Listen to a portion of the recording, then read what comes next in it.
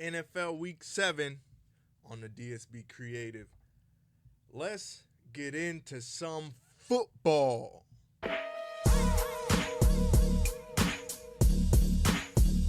What's going on, football world, football family? Jaron DSB back in the building. Looking to talk some football here on the DSB Creative because that's what we do. We talk football. We're going to start off with a team that's playing some pretty bad football. The New England Patriots. A few years ago, we all remember the Patriots in the first round taking Alabama quarterback Mac Jones. Bill Belichick bit the bullet and took a quarterback in the first round. How is this going so far? In Mac Jones' first year, it wasn't terrible. It had everyone thinking that, okay, Belichick might have found the successor to Tom Brady. Year 2, sophomore slump hit Mac Jones. He threw for 2,997 yards, 14 touchdowns, and 11 interceptions. That was also with Joe Judge and Matt Patricia masterminding the offense with their offensive prowess that they've developed in their 10 years of coaching around the NFL and football world. They did him no favors. And now he's in his first year in the NFL with his coach from college in Bill O'Brien. We remember Bill O'Brien, former offensive coordinator under Belichick for years. Went to Houston, didn't have much success. Went to college, and now he's back in the NFL. So far through 6 games, Mac Jones has 1,208 passing yards, 5 touchdowns, 7 interceptions. Mac Jones, we got to fix that. And so with him playing that bad, you got to look at the rest of the roster. What did they do in the offseason? They added Zeke, added Juju. They let Jacoby Myers walk. They got Ty Montgomery. They still got Kendrick Bourne, Devontae Parker, as I guess they're 1 and 2. Hunter Henry's still over there. And a receiver that has, I guess, emerged from over there, one of their other tight ends, Pharaoh Brown, I believe his name is. And they also have Mike Gesicki over there. Mac Jones has options. All these receivers that I just named, at one point or another, on a different team, have shown that they can get the job done. However, here in New England, this is not working out. Last year and so far this year, it's even worse. It could be because it's the first year with Bill O'Brien and Mac Jones in the NFL. College is one thing, the NFL is a completely different beast. After this year, I'm sure the Patriots organization has some decisions to make as far as where they're going to go with Mac Jones. And as well as the rest of this roster, I think the Patriots receiving core isn't terrible. It's not atrocious. They don't have a number 1 receiver, no. But they got Hunter Henry and Mike Gesicki at tight end. Right there, you got a good 1 and 2 at tight end. It's unfortunate they have their receiving core stacked with a lot of 2 and 3s. Demario Douglas. I forget what school they drafted him from, but he's a young guy that they're high on apparently. Quick young guy, good in space. But getting him the ball hasn't been easy. He's played in 5 games, 10 receptions on 17 targets. Got to get going there. And then they have Devontae Parker and Juju. Juju, who they gave the 3-year, $33 million deal to, he's played in 5 games and has 14 receptions on 25 targets for 86 yards. Meanwhile, Jacoby Myers went to Las Vegas to the Raiders on the exact same deal. And Jacoby doing all right over there in Las Vegas. So Patriots let one go. In conclusion, Patriots might need to move on from Mac Jones. I'd say 35%. And part of that also is because Mac Jones probably wants a fresh start somewhere else. Yeah. And he probably could use one because I don't know that he'll never be an NFL quarterback. I just think that the position he's in now is tough to come back from. He does not give them clearly their best chance to win right now. They sit at 1-5, and there's maybe a plethora of other quarterbacks who could have you in the same position for a little bit less money. I'm sure Belichick, the penny pinching motherfucker that he is definitely thinking that. Hey, I'll say this. If you put Zach Wilson in this Patriots offense, I think he'd do a lot better than Mac Jones. Patriots fans are going to hate me for that. I don't give a fuck. That's honestly what I believe. Mac Jones, when he feels the pressure, it's like, I don't know, he's got duck feet back there. Zach Wilson, he can at least scramble. He'll take off on you. Don't let Lil Zach get in the open field. Lil Zach gonna do something. And with this, like I said, the receiving core is not bad. Mac is just that bad.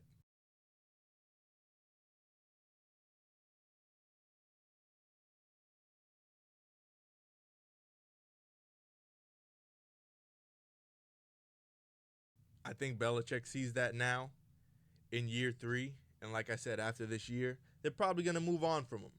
In a perfect world, I'll throw another thing out there. At the end of the season, Belichick, see what Dak is worth. I'll tell you this. For everything I knocked Dak for, he's 10 times better than Mac Jones. And I think Belichick might be able to get the best out of Dak because the Cowboys have clearly gotten what they're going to get out of him. So, yeah, Belichick, Patriots, move on from Mac after the year. See what Dak is worth. Maybe see what Russ is worth. Robert Kraft, how deep are your pockets? Y'all need to just go get another quarterback who can do something with the receivers that y'all got locked up for a couple years. Or Belichick might just do a fire sale like they say they're going to do in Denver and just get rid of everybody. Who knows? Let me know in the comments what y'all think the Patriots should do. Regardless, we know Mac got to get the hell up out of there. And we're going to move on. Broncos, Packers. Now, the Packers are in their own way like a motherfucker, man.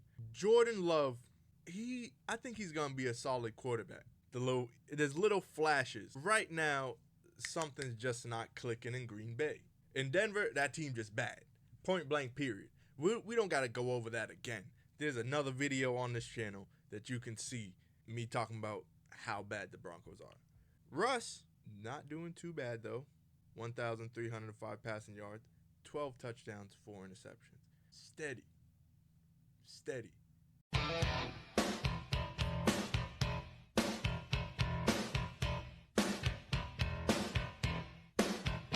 But Broncos country ain't riding. They ain't riding nowhere. That team is sorry as hell sitting at 1-5. And coming off this loss to the Chiefs, they fought hard. I thought they was going to get blown out. The Broncos fought hard against the Chiefs. Salute to them for that. That defense showed up for that game. It's a divisional rivalry game. Of course you show up. Will you show up versus Green Bay? They coming to the crib. Like Prime say, it's personal. Jordan Love going to try to air that thing out. So they're going to have to show up. Can they get to the quarterback? Jordan Love, through 5 games, has been sacked 10 times. Average twice per game. Denver going to have to get to the quarterback. Will they? Will they show up on home field? I hope so. But I also hope Jordan Love can right the ship. I ain't going to spend too much time on it, but Denver's been bad. No sign of turning around soon, I don't think.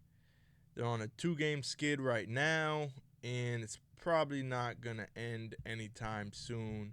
They got Green Bay, KC, Buffalo, Minnesota, and the Browns, who shocked everyone this past weekend and upset the 49ers.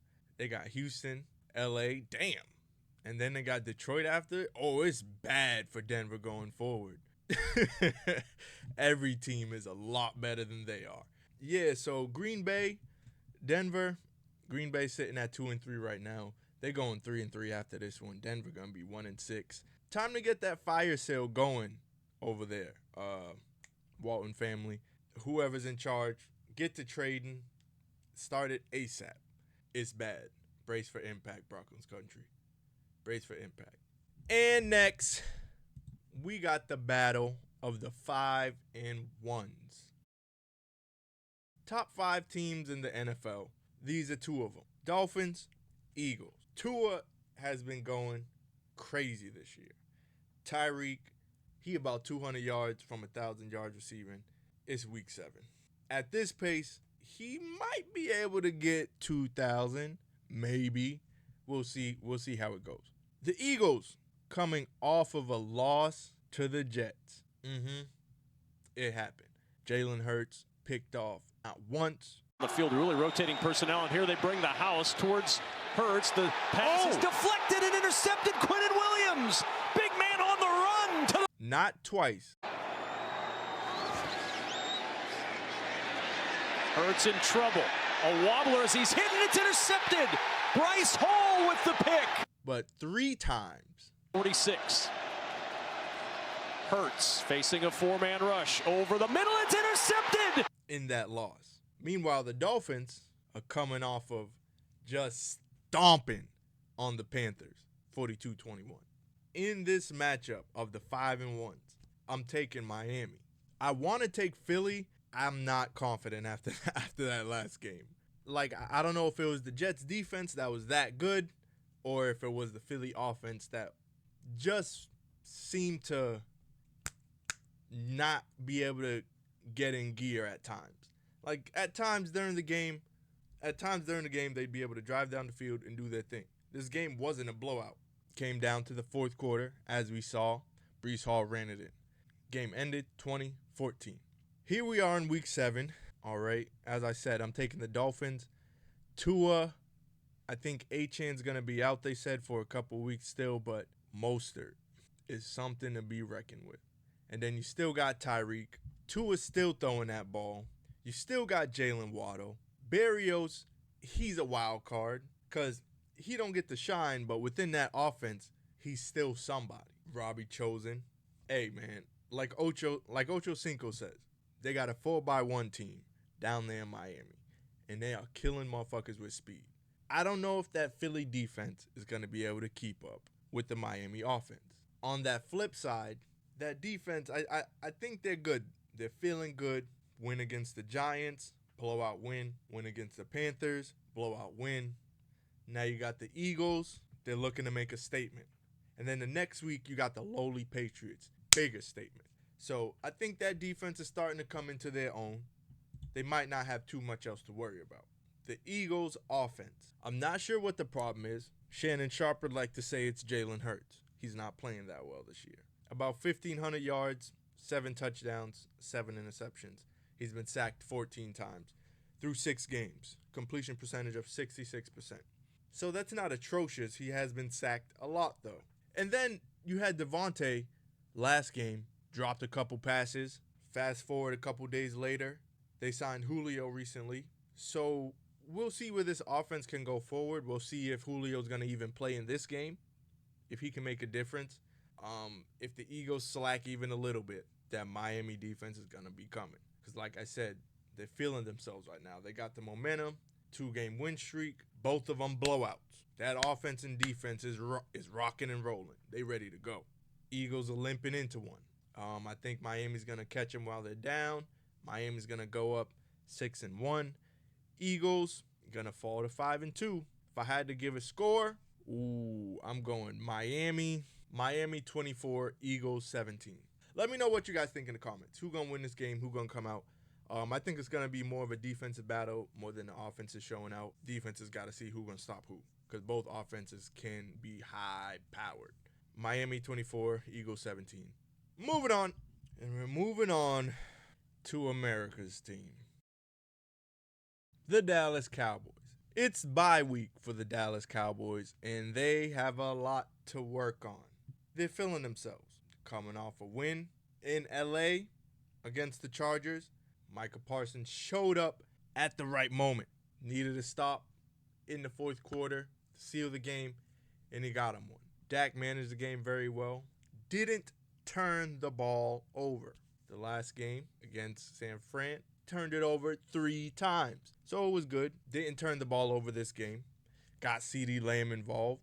He had over 100 yards receiving this game. Going into the bye week, what do the Cowboys need to work on? Number 1, blocking for the running back, Pollard. Figuring out ways to get Pollard going. Just handing him the rock and having him run into the offensive line is not doing it. He gets the carries, he gets the touches. This year, at least with the eye test, he's not as efficient with the carries. Maybe because as a lead back, it's not really working for him yet. The jury's still out. This is his first year as the lead back. Receiving core, CeeDee Lamb, like I said, got him involved against the Chargers, over 100 yards receiving. Brandon Cooks got involved. Michael Gallup. Dak likes Michael Gallup. Although last game against the Chargers, he had a few drops. Dak kept going to him, even until the fourth quarter. Dak kept going to him. And eventually, Gallup did make a couple catches. The tight end group. And then you go over to the defense. The only question on our defense, I think, with the injury, obviously, to Trayvon Diggs, is the secondary. Outside of Stephon Gilmore, we do have Deron Bland, who has 3 picks on the year. Our biggest, like I said, we'll get back to the topic at hand, biggest need to work on, let's say, in the bye week is that offense. How can we get our receivers, our running backs, our quarterback in a rhythm early? In big games, it's not even in big games. In every game so far this season, the Cowboys offense has struggled to turn the key in that ignition. Something ain't starting. I don't know if it's the battery, it's the alternator, transmission going. Don't know what it is. But it's coming from the offensive side, and it needs to be fixed. Dak has caught a ton of flack recently. If you ask me, rightfully so. As the leader of the Dallas Cowboys, you're now in, I believe, year 8. We've got a 7-year sample size on basically the quarterback that you are. Because at this point, you ain't changing. If you were to ask me, the Cowboys would benefit from moving on to Dak Prescott if the right quarterback came. But then it raises the question, does that give the Cowboys their best chance to win right now? And the answer is obviously yes. Because of the 32 good quarterbacks in the league, even if it's between 20 and 30, Dak is up there. And we got a draft coming up, so we'll have to see where these cards lie and who does what. Trades in the offseason, this and that. Anyone looking to get a contract off the books? Who knows? We'll see. In the bye week, in the 49ers game, that defense did struggle. So what did we see in the 49ers game that we need to work on? Like I said, I don't think the Cowboys are going to suffer a loss that big again this season, but it is worth looking at in the bye week. What did we do in this game that we didn't do in other games that allowed them to drop this many points on us? Or is that team that motherfucking good? I think they're just that good. The 49ers, that is. So Cowboys, on the flip side of this bye week, they got to face Matt Stafford, Puka Nacua, and the LA Rams. Start slow there if you want to. They're going to have to come out of the bye week with something. Let's look at the Cowboys' schedule going forward after the bye. The Rams, the Eagles, the Giants, who they blew out in week 1, 40-0. They got the Panthers, the Commanders, Seahawks, Eagles again, Buffalo, Miami, Detroit, who is a phenomenal team this year. One of the best teams in the NFL is Detroit. Got a couple injuries now, so it might get a little scary, but Jared Goff, in you, they're going to trust, and he's been doing the things so far this year. So the Cowboys don't have a hard schedule going forward. Like, they're not going to win out. After the bye, there's a strong chance not to win the division, but you're going to get a wild card spot. I got the Eagles winning the division.